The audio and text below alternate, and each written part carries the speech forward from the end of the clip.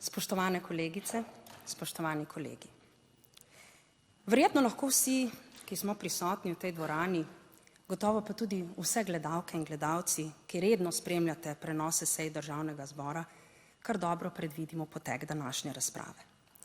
Razen morda redkih izjem bo tekla razprava, v kateri argumenti in dejstva ne bodo imeli prav velike vloge za predlagatelje razrešitve. Če bi bilo drugače, bi verjetno danes na tej seji obravnavali za ljudi kakšno pomembnejšo temo.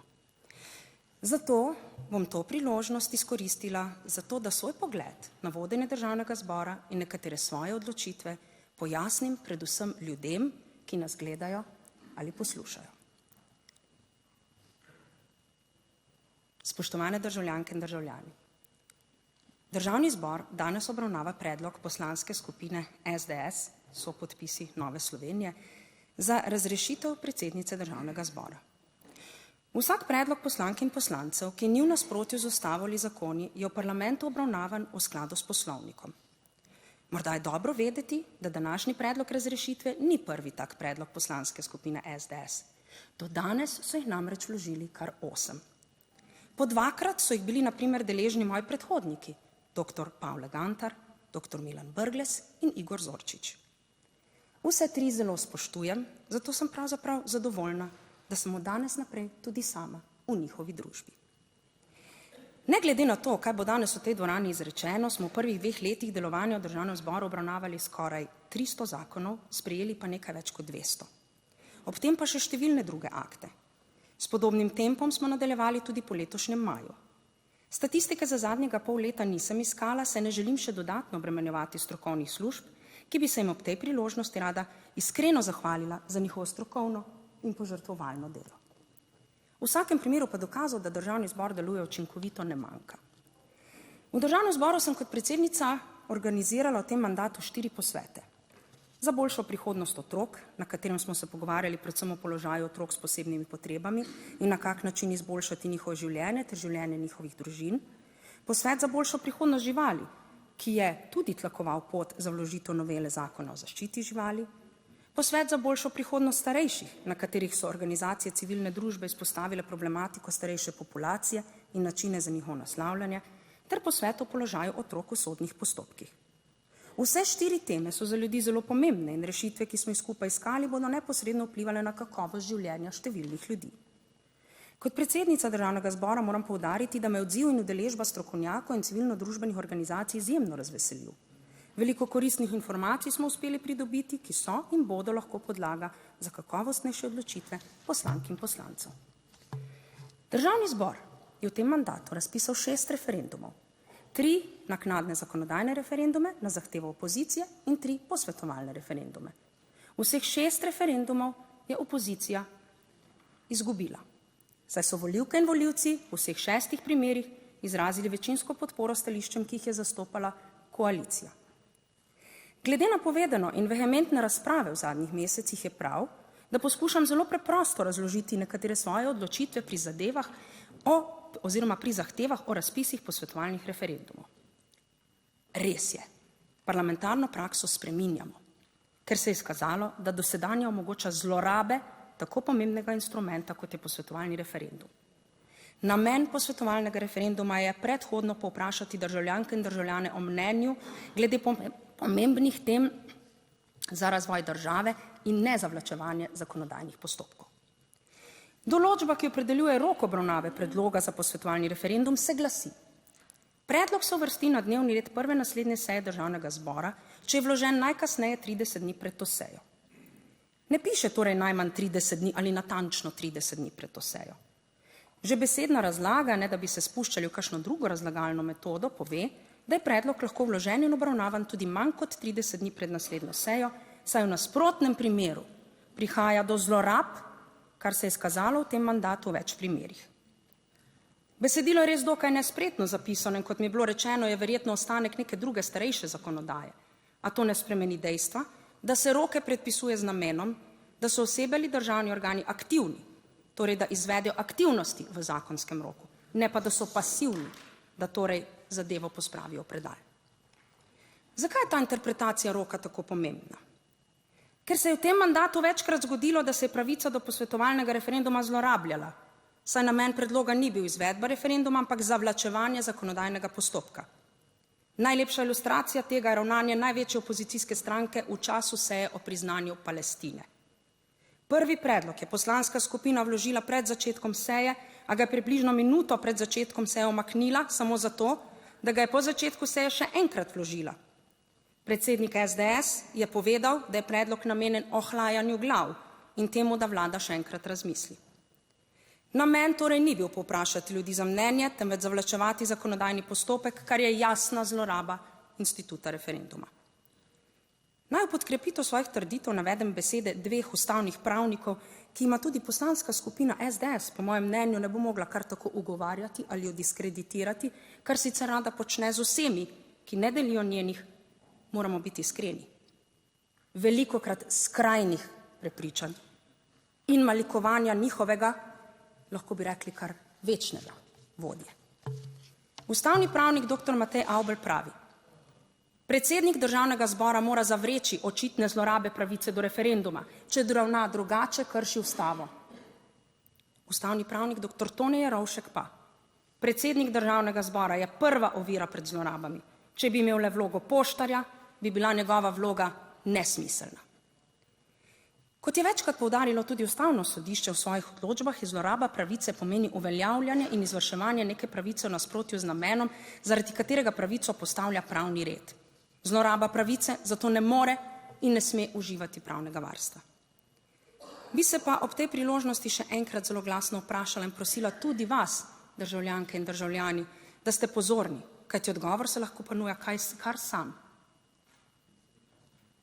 Kaj motivira del slovenske politike, da vehementno podpira režim, ki je obtožen vojnih zločinov ter zločinov proti človeštvu in izvaja genocid in agresijo, zdaj že na 3 sosednje države? Nekaj besed bom namenila tudi ustanavljanju preiskovalnih komisij v Državnem zboru. Vse preiskovalne komisije so bile v skladu z zahtevami tudi ustanovljene, razen druge preiskovalne komisije na področju energetike, saj se vsebina zahteve pokriva z vsebino, ki jo obravnava že ustanovljena preiskovalna komisija.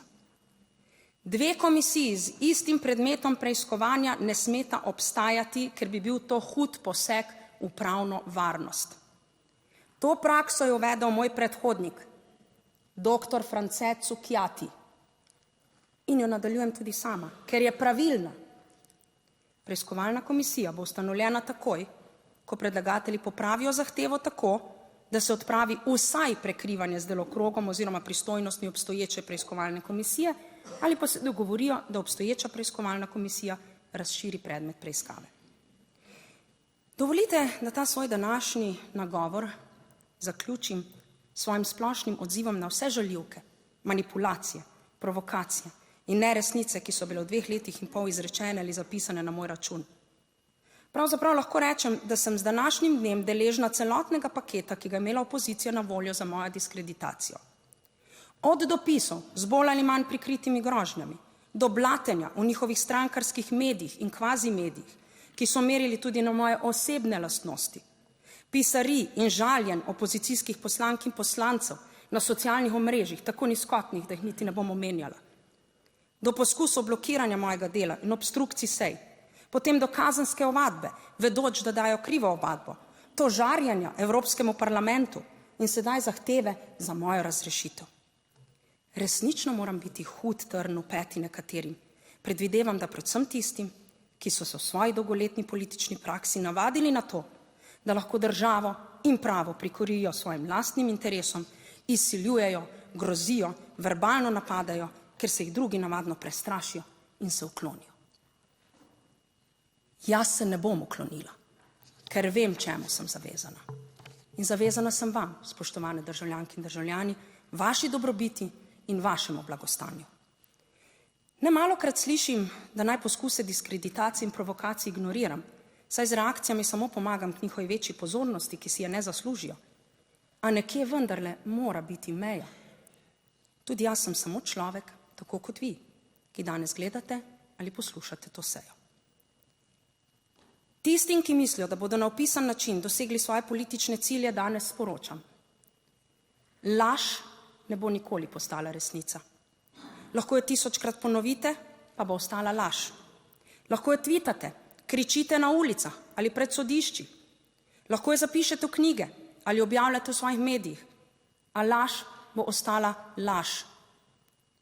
Ko so nas v otroštvu starši učili osnov etike in prevzemanja odgovornosti za lastna dejanja, pa so pogosto uporabili star ljudski rek: kdor laže, tudi krade. Spoštovane državljanke in državljani, rezultati 6 referendumov v teh zadnjih 2 letih in pol, pa tudi vseh preteklih referendumov in državnozborskih volitev, so dokazali, da vas zna večina zelo dobro ločiti med lažjo in resnico, med dejstvi in manipulacijami. Iskreno se vam zahvaljujem za vašo zrelost. Prepričana sem, da manipulacije dela politike z edinim ciljem pridobiti oblast tudi v prihodnje ne bodo dobile večinske pravice v naši državi. Spoštovane kolegice in kolegi, zahvaljujem se vam za sodelovanje v teh 2 letih in pol. Ne glede na vse, kar bo danes tukaj izrečeno, sem se trudila, da je kljub nenehnim, nekonstruktivnim dejanjem opozicije Državni zbor deloval učinkovito in predvsem v interesu ljudi in strateških interesov države. Vabim vas, da po opravljeni razpravi glasujete, kot vam veleva ustava, torej po svoji vesti. Do konca mandata nas čaka še obilica dela, saj je potrebno sprejeti še nekatere ključne zakone, da zagotovimo ljudem kakovostnejše življenje. Kot poslanka ga bom zavzeto opravljala še naprej, ne glede na izid glasovanja. Jutri je namreč nov dan in jutri bodo dovoljene sanje o Sloveniji. O Sloveniji, kjer bomo ljudje svobodni in varni, kjer bomo lahko vsi taki, kakršni želimo biti, in nas nihče zaradi tega ne bo obsojal.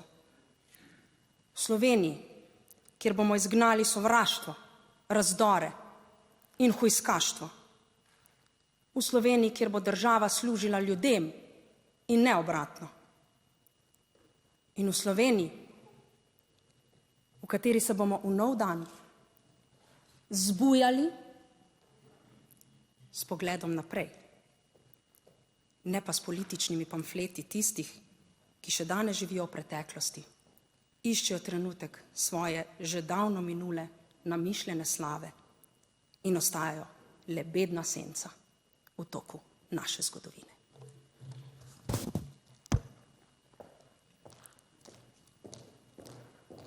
Hvala. Prehajamo na predstavitev stališč poslanskih skupin.